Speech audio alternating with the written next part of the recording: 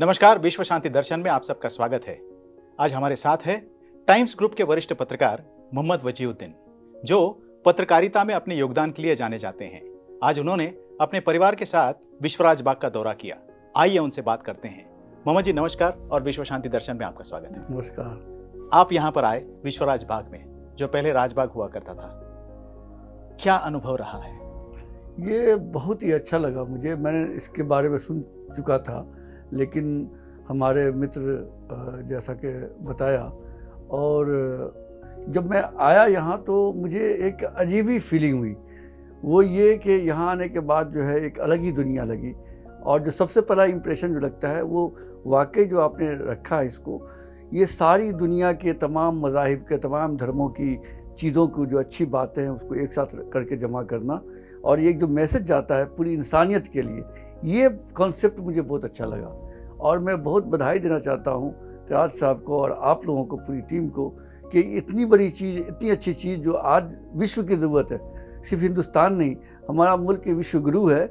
यहाँ से message spiritualism की, शांति की पूरी दुनिया में गई है। और वाकई ये बहुत ज़रूरी था कि यहाँ पर कोई ऐसी चीज़ होती जो पूरी दुनिया को शांति के, सद्भावना का मैसेज दे। तो वाकई ये बहुत ही अच्छा कॉन्सेप्ट है। मैं वाकई बहुत खुश हुआ यहाँ के।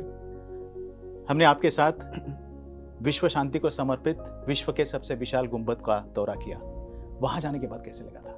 वो गुंबद जाने के बाद मैंने दुनिया में बहुत सारे गुंबद देखे हैं, बहुत दुनिया में सफ़र किया है, बहुत सारी तारीखी और हिस्टोरिकल इमारत देखी है। लेकिन यहाँ आने के बाद एक अजीब सा ही फीलिंग हुआ। वो ये कि सबसे बड़ी बात तो ये इतना बड़ा है। एक तो ये मैग्नीट्यूड इसकी, जो एक अपने आप में स्ट्रक्चर के हिसाब से, आर्किटेक्चर के हिसाब से भी बड़ा है। लेकिन अंदर जाने के बाद जो एक अलग फीलिंग होती है, एक अलग पॉजिटिव वाइब्स जो है बनता है दिलो दिमाग में। और ऐसा लगता है कि जैसे कोई एक गैबी ताकत है, जो डिवाइन फोर्स है, जो यहाँ पर चारों तरफ से महसूस होती है और जो इस दुनिया को चला रही है, वो हमारे साथ है। उसका प्रवेश जो है वो हमें नज़र आता है और एक महसूस होता है। तो ये जो गुंबद है, ये सिर्फ एक स्ट्रक्चर नहीं है, ये वाकई जो जिस कॉन्सेप्ट को लेकर बनाया गया है कि सद्भावना और शांति और सारी दुनिया की सारे इंसान एक हैं और सारे मज़ाहिब, सारे धर्मों का एक ही मैसेज है, शांति और सद्भावना का, उसका जो सिंबल है वो वाकई वो महसूस करने वाली बात है, जो वहाँ महसूस होता है मुझे जाने के बाद। मोहम्मद जी, हम जब उस गुंबद में गए थे तो आपने देखा होगा कि वहाँ संतों, महात्माओं, विचारवंतों, शास्त्रज्ञों और तत्ववेत्ताओं की मूर्तियां लगी हुई हैं। उससे क्या प्रभाव होता है, क्या समझ? जब वहाँ पर जो मूर्तियों की बात आपने की, जो हम देखते हैं, उससे ये पता चलता है कि जो कॉन्सेप्ट है साइंस को, अध्यात्म को, स्पिरिचुअलिज्म को साथ साथ लेके चलने की बात। ये सिर्फ नहीं कि हम धर्म या अध्यात्म ही रहे हमारी ज़िंदगी में और साइंस और जो नई सोच है उसको किनारे कर दें, बल्कि इसका ये पता चलता है कि दोनों पैरेलल चलनी चाहिए। अगर हमने अध्यात्म की तरफ नॉलेज गेन किया तो साइंस जो कुछ कह रहा है उसको भी हम महसूस करें। इसलिए वहाँ पर आपने आइंस्टाइन को भी रखा है, वहाँ पर आपने न्यूटन को भी रखा है, एक तो महात्मा गांधी भी हैं। तो इससे ये साफ पता चलता है कि हमें जो है वो जो मॉडेस्टी का रास्ता है, जो बीच का रास्ता है, वो लेके चलना। एक्सट्रीमिज्म नहीं करना चाहिए किसी भी चीज़ में। न तो धर्म में एक्सट्रीमिज्म बर्दाश्त किया जाता है, अच्छी बात है, और न विचारों में। तो दोनों धाराओं को साथ साथ चलना चाहिए। ज़िंदगी की राह जो है वो साथ साथ चलनी चाहिए। इसलिए मैं समझता हूँ कि साइंटिस्ट का स्टैचू होना और वहाँ पर जितने आध्यात्मिक गुरु हैं हमारे देश के या दुनिया के, उनका होना इस बात का प्रतीक है कि हमें जो जिंदगी की धारा है वो दोनों को साथ लेके चलना है। और उतना ही ज़रूरी, जितना अध्यात्म ज़रूरी है उतना ही हमारे लिए साइंस भी ज़रूरी है हमारी ज़िंदगी में। जब तक साइंसी और टेक्नोलॉजी का विकास हमारी ज़िंदगी में नहीं होगा, हमारे बच्चों के बीच में नहीं होगा, और ख़ास करके जो यहाँ स्टूडेंट्स पढ़ते हैं, जो लोग बाहर के आते हैं, जो नौजवान लड़के लड़कियाँ आएंगे, जब इनको देखेंगे तो वो इंस्पायर होंगे। इंस्पायर दोनों तरफ से होंगे, स्पिरिचुअल वर्ल्ड से भी होंगे एंड साइंटिफिक वर्ल्ड से भी होंगे। तो इसलिए मैं महसूस करता हूँ कि ये बहुत अच्छा कॉन्सेप्ट है कि आपने वहाँ पर जो स्टैचूज रखे हैं वो दोनों तरह के लोगों का रखा है। बिल्कुल। अब इस विजिट का दूसरा पहलू, इस दौरे में जी हम लोग राज कपूर मेमोरियल गए थे। जी ये जो जगह है इसे पहले राजबाग कहा जाता था, अब ये विश्वराज बाग हुई है। जी। उस मेमोरियल को देखकर आपके मन में क्या विचार आए? वो तो मैं देख करके वाकई दिल बाग बाग हो गया। हाँ। विश्व राजबाग जो है तो वाकई दिल बाग बाग वाली बात हुई, क्योंकि राज कपूर हम सब के जब बचपन से पैदा हुए, जब से हमने फिल्मों के देखना महसूस करना शुरू किया, तो कौन ऐसा हिंदुस्तानी है, बल्कि कौन ऐसा दुनिया में हिंदी फिल्म का प्रेमी है जो राज कपूर की फिल्मों से, राज कपूर से नहीं मोहब्बत करता हो। तो राज कपूर की चीज़ों को रखना और उनका म्यूज़ियम बनाना, उनका मेमोरियल हमने विज़िट किया, उनकी फिल्मों के अलग अलग जो पोज हैं उसको आपने जो सुरक्षित किया है, उसको जो कुछ कैप्चर किया है, वो भी अपने आप में एक मैसेज देता है कि ये आदमी जिसने कहा था कि the show never stops, he was the greatest showman of this industry.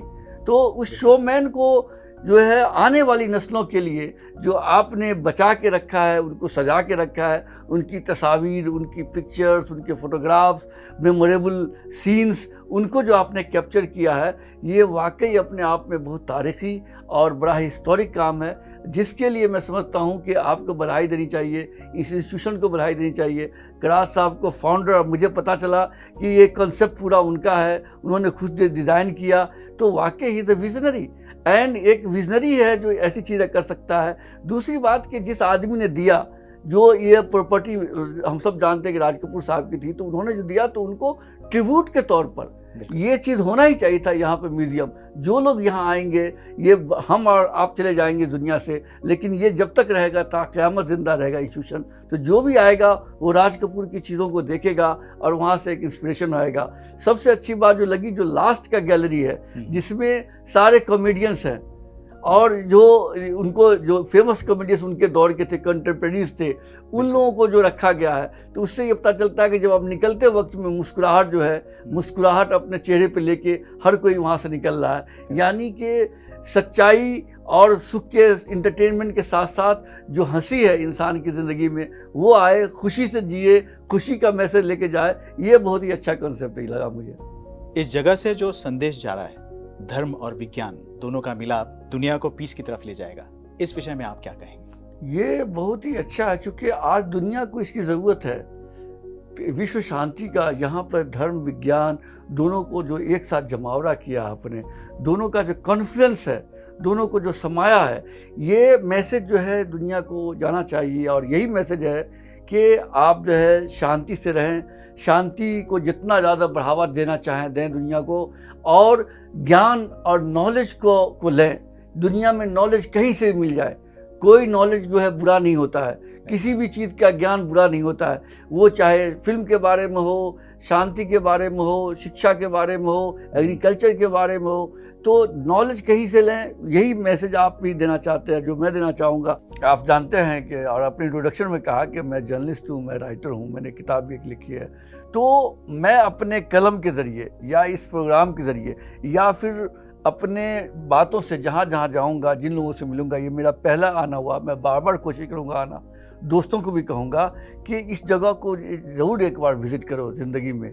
और ये जो मैसेज यहाँ का जो है, जो शांति का, सद्भावना का और ज्ञान का, जैसे साइंटिस्ट के बारे में अपने आध्यात्मिक गुरु का जो है स्टैचूज लगाया है, इससे ये मैसेज जाता है कि हम दोनों चीज़ों को, साइंस को भी, ज्ञान को भी साथ लेके चलें। इस जगह की यही मैसेज है कि आप जो है इन दुनिया में अंधकार को दूर करें, रोशनी को जितना चाहें फैलाएं, और ये रोशनी जहाँ तक दूर तक जाएगी वो और फ़ायदा होगा। यही मैसेज इस जगह का भी है और मेरे आने का मकसद का भी है। मोहम्मद जी, अलीगढ़ मुस्लिम यूनिवर्सिटी के बारे में आपने एक किताब लिखी है, ज़रा उसके बारे में हमें बताइए। जी, अभी इस किताब को एक साल हो गया। वो असल में 2020 में अलीगढ़ मुस्लिम यूनिवर्सिटी को 100 साल हो गए थे। तो उसे आपको पता होगा, याद होगा कि नरेंद्र मोदी जी ने भी, चूँकि कोरोना था, तो उन्होंने वहाँ कन्वोकेशन में नहीं जा सके थे फिजिकली, लेकिन डिजिटली उन्होंने जो है एड्रेस भी किया था। और अलीगढ़ मुस्लिम यूनिवर्सिटी को मिनी इंडिया कहा था, यानी इतनी डाइवर्सिटी है, पूरे देश के लोग आते हैं। तो उस किताब में जो मैंने कोशिश की है कि एक तो पहले सर सैयद अहमद खान ने वो यूनिवर्सिटी क्यों बनाई, दूसरा ये कि उस यूनिवर्सिटी ने कैसे अपने हिंदुस्तान को मॉडर्न बनने में कितना मदद किया है। जैसे खान अब्दुल गफ्फार खान से लेकर के डॉक्टर जाकिर हुसैन और मौलाना मोहम्मद अली जौहर जो कि हमारे स्वतंत्रता सेनानी है, ये सब वहीं के पढ़े हुए थे। अच्छा। तो उनका कंट्रीब्यूशन क्या है। साइंटिस्ट बड़े बड़े वहाँ से बड़े बड़े एजुकेशनिस्ट निकले, उनका कंट्रीब्यूशन अपने देश को बनाने में आज़ादी से पहले भी, आज़ादी के बाद उनका कंट्रीब्यूशन क्या है, ये सब दिखाने की मैंने कोशिश की है। और आज की नस्ल कैसे उससे जो है सबक ले सकती है, कैसे कुछ सीख सकती है, यही वह मैंने उस किताब के ज़रिए दिखाने की कोशिश की है। तो उस किताब के अब जो है ये 10 दिसंबर को 1 साल हो गया और बहुत अच्छी चली, और आपकी कृपा है कि वो अच्छी खासी पढ़ी गई किताब मेरी। राइट, इंशाल्लाह आप जैसा चाहते हैं वैसा ही हो। आप यहाँ पर आए इसके लिए धन्यवाद। बार बार आते रहिए, हम आपके स्वागत के लिए तैयार हैं। धन्यवाद जी, धन्यवाद। मुझे भी बहुत अच्छा लगा यहाँ करके। हम कोशिश करें कि और भी आएँ और दूसरे लोगों से भी कहें कि अच्छे लोग आए यहाँ से एक अच्छा मैसेज लेके जाएं। Thank you very much.